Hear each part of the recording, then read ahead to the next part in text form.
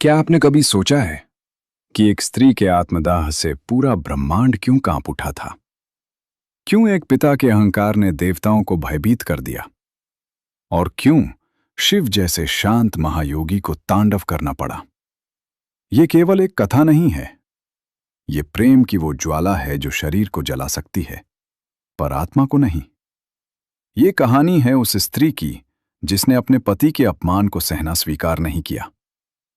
ये कहानी है उस शक्ति की जो जन्म से पहले भी थी और मृत्यु के बाद भी रही। एक भव्य यज्ञ, सभी देवता उपस्थित, स्वर्ग से लेकर पृथ्वी तक उत्सव, पर एक नाम जानबूझकर छोड़ा गया, शिव। और वही अपमान बन गया सृष्टि के सबसे बड़े विनाश का कारण। जब पुत्री ने पिता से प्रश्न किया तो उत्तर में मिला अपमान। जब धर्म का अपमान हुआ तो शक्ति जागी और उसी यज्ञ अग्नि में स्वयं को समर्पित कर दिया सती ने। उस क्षण कैलाश कांप उठा, शिव का तीसरा नेत्र खुला, और जो हुआ वो आज भी पुराणों में सबसे भयानक क्षण माना जाता है। ऐसा तांडव जिससे सृष्टि का संतुलन डगमगा गया। क्या था वो अपमान जिसने प्रेम को अग्नि बना दिया? क्यों सती का शरीर धरती पर 51 स्थानों पर गिरा? और कैसे वही शक्ति पार्वती बनकर फिर लौटी?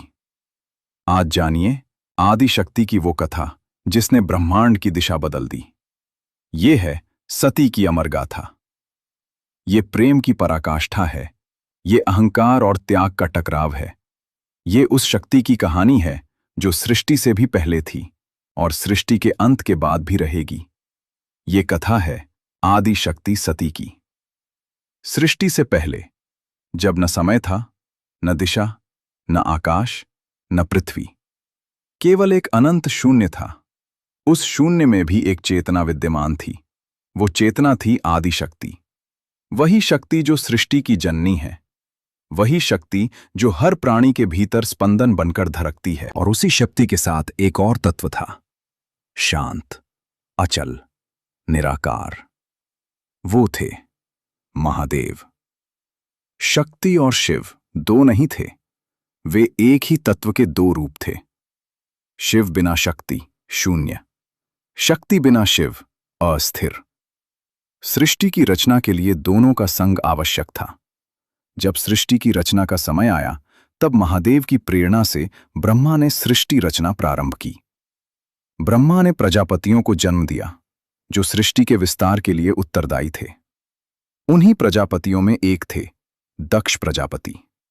दक्ष तेजस्वी थे, विद्वान थे, यज्ञों के ज्ञाता थे, किंतु उनके भीतर गहरा अहंकार था। उन्हें अपने ज्ञान, अपने पद, अपने वैभव पर अत्यधिक गर्व था। दक्ष प्रजापति के घर जन्म हुआ एक कन्या का। उस कन्या का नाम रखा गया सती। सती बचपन से ही विलक्षण थीं। उनकी आंखों में अनोखी शांति थी। उनके भीतर एक अलौकिक तेज था। दक्ष ने अपनी पुत्री को बहुत प्रेम दिया, पर वे ये नहीं जानते थे कि ये साधारण बालिका नहीं, स्वयं आदि शक्ति हैं। सती बचपन से ही एक ही नाम जपती थीं, शिव शिव। किसी ने उन्हें सिखाया नहीं था, कोई मंत्र नहीं दिया गया था, फिर भी उनका हृदय केवल एक ही दिशा में आकर्षित था, शिव। जो कैलाश पर समाधि में लीन रहते थे, जो भस्म रमण थे, जिनका वस्त्र बाघंबर था, जिनके गले में सर्प सुशोभित था। दक्ष को ये सब स्वीकार नहीं था। उनके लिए शिव एक विरक्त, अलौकिक, असामाजिक योगी थे। वे चाहते थे कि उनकी पुत्री का विवाह किसी राजसी, वैभवशाली देवता से हो, लेकिन सती का हृदय तो शिव में रमा था। जब सती युवावस्था में पहुंची तो उन्होंने निश्चय किया वे शिव को ही पति रूप में प्राप्त करेंगी। उन्होंने महलों का सुख त्याग दिया, वन में चली गईं, कठोर तपस्या आरंभ की। धूप, वर्षा, शीत सब सहा। कभी केवल फल खाए, कभी केवल जल पिया, और अंत में केवल वायु पर जीवित रहीं। देवता चकित थे। उनकी तपस्या से तीनों लोक कांप उठे। अंततः शिव की समाधि भंग हुई। उन्होंने नेत्र खोले और देखा एक कोमल कन्या अदम्य संकल्प के साथ उनकी आराधना कर रही है। शिव प्रकट हुए। उन्होंने कहा, वर मांगो देवी। सती ने विनम्र स्वर में कहा, प्रभु, आपको ही पति रूप में चाहती हूं। शिव मुस्कुराए। वे जानते थे ये कोई साधारण आत्मा नहीं, ये वही शक्ति है जो उनके बिना अधूरी है। और तब शिव ने सती को स्वीकार किया। देवताओं के मध्य भव्य विवाह संपन्न हुआ। दक्ष भी उपस्थित थे, पर उनके हृदय में संतोष नहीं था। वे ये विवाह नहीं चाहते थे। उनके लिए शिव श्मशानवासी, विरक्त, अनगर योगी थे। उन्हें लगा उनकी पुत्री का विवाह योग्य स्थान पर नहीं हुआ।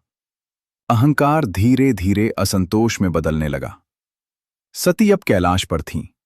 वहां न स्वर्ण महल थे, न राजसी वैभव, केवल हिमालय की श्वेत चादर, गहन ध्यान और भक्तों का प्रेम। पर सती प्रसन्न थीं, क्योंकि उनके लिए भोग नहीं, भक्ति महत्वपूर्ण थी। शिव और सती का मिलन सृष्टि में संतुलन ला रहा था। उधर दक्ष का अहंकार और भी बढ़ता जा रहा था। उन्होंने निश्चय किया, एक भव्य यज्ञ करेंगे, जिसमें सभी देवताओं को आमंत्रित करेंगे। स्वर्ग से लेकर पृथ्वी तक सबको निमंत्रण भेजा गया, पर एक नाम जानबूझकर छोड़ दिया गया, शिव।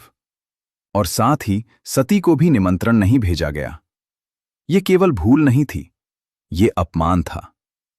जब सती को ज्ञात हुआ कि उनके पिता ने महायज्ञ रखा है और उन्हें आमंत्रित नहीं किया, उनका हृदय दुविधा में पड़ गया। क्या वे जाएं? क्या बिना बुलाए जाना उचित है?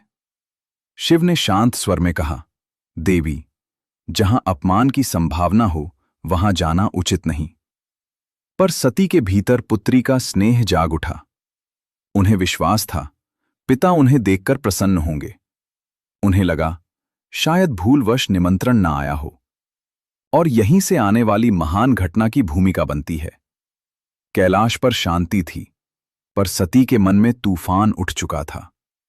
उन्होंने पुनः महादेव से कहा, स्वामी, पुत्री का अपने पिता के घर जाना अनुचित कैसे हो सकता है? शिव शांत थे। उनकी दृष्टि समय से परे देख रही थी। उन्होंने कहा, देवी, जहां आमंत्रण न हो वहां सम्मान नहीं होता। पर सती के भीतर का स्नेह तर्क से अधिक प्रबल था। अंततः शिव ने अनुमति दी। नंदी और गणों के साथ सती प्रस्थान कर गईं। धरती पर अद्भुत दृश्य था।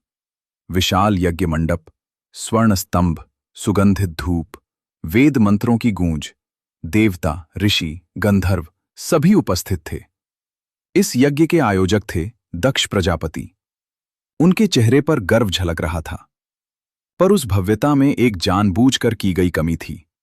शिव का स्थान खाली था। जब सती यज्ञ स्थल पहुंची, कुछ देवताओं ने दृष्टि झुका ली, कुछ मौन हो गए। दक्ष ने अपनी पुत्री को देखा, पर स्वागत नहीं किया। न स्नेह, न सम्मान। सती ने चारों ओर दृष्टि डाली। हर देवता के लिए आसन था, और शिव का आसन खाली था। उनका हृदय कांप उठा।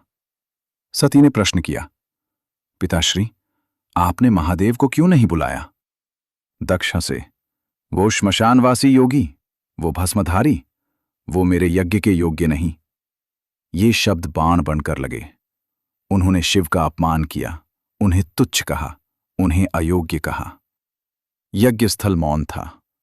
कोई भी शिव के पक्ष में बोलने का साहस न कर सका। सती का चेहरा तेजस्वी हो उठा। वे बोली, आपने केवल मेरे पति का नहीं, स्वयं शिव का अपमान किया है। उनकी आंखों में आंसू थे, पर वो दुर्बलता के नहीं, अग्नि के थे।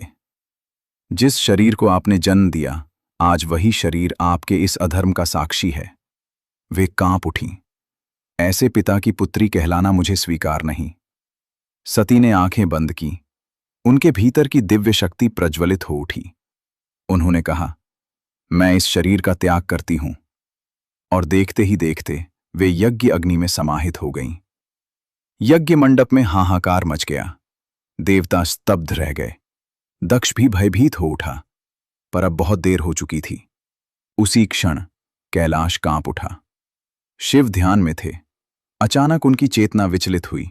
उन्होंने दिव्य दृष्टि से देखा, सती अग्नि में समाहित हो चुकी हैं। क्षण भर के लिए समय थम गया। फिर शिव का तीसरा नेत्र खुला। उनका रूप विकराल हो उठा, जटाएं बिखर गईं, नेत्र रक्तवर्ण हो उठे। उन्होंने अपनी जटा से एक केश तोड़ा और पृथ्वी पर पटक दिया। उससे प्रकट हुआ भीषण योद्धा वीरभद्र। शिव ने आदेश दिया, जाओ, दक्ष के यज्ञ का विध्वंस कर दो। वीरभद्र तूफान बनकर पहुंचे। यज्ञ मंडप कांप उठा, अग्नि बुझ गई, मंत्र रुक गए, देवता भय से कांप उठे। वीरभद्र ने यज्ञ वेदी तोड़ दी, देवताओं को परास्त कर दिया और अंततः दक्ष के सम्मुख खड़े हुए। दक्ष भागने का प्रयास कर रहे थे, पर न्याय से कोई नहीं बच सकता। वीरभद्र ने दक्ष का सिर धड़ से अलग कर दिया। यज्ञ भूमि अब श्मशान बन चुकी थी। देवता भयभीत होकर शिव से क्षमा याचना करने लगे। वे जानते थे, ये विनाश केवल क्रोध नहीं, धर्म की रक्षा थी। शिव स्वयं यज्ञ स्थल पहुंचे। उन्होंने सती का भस्म उठा लिया। उनका विकराल रूप अब असीम पीड़ा में बदल चुका था। उन्होंने सती के जले हुए शरीर को उठाया और तांडव करने लगे, ऐसा तांडव जिससे ब्रह्मांड कांप उठा। सृष्टि का संतुलन डगमगा गया। देवताओं ने भय से विष्णु की शरण ली। विष्णु जानते थे, शिव को बल से रोका नहीं जा सकता।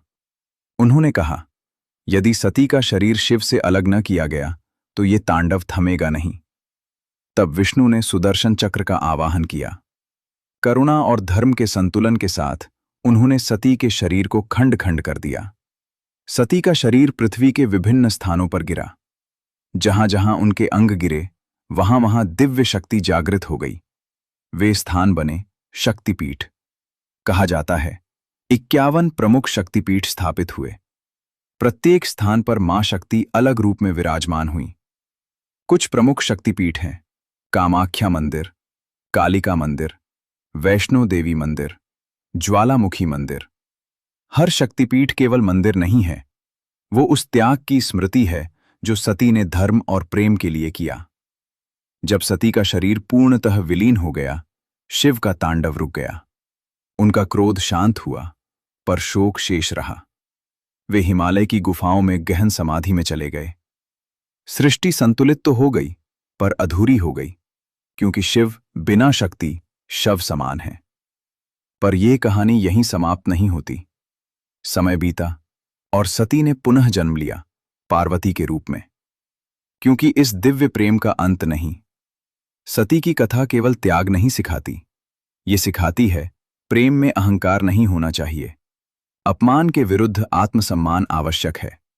धर्म के लिए त्याग सर्वोच्च है, और शक्ति बिना शिव अधूरे हैं। शिव बिना शक्ति शून्य है। ये थी आदि शक्ति सती की कथा। एक ऐसी कथा जिसमें प्रेम है, अहंकार है, विनाश है और पुनर्जन्म भी। सती जली, पर शक्ति नहीं जली। वो पुनः लौटी पार्वती बनकर। क्योंकि शक्ति अनंत है, अविनाशी है, सनातन है। यदि आपको ये कथा अच्छी लगी हो तो इसे लाइक और शेयर अवश्य करें, और ऐसे ही वीडियो के लिए चैनल को सब्सक्राइब करना न भूलें।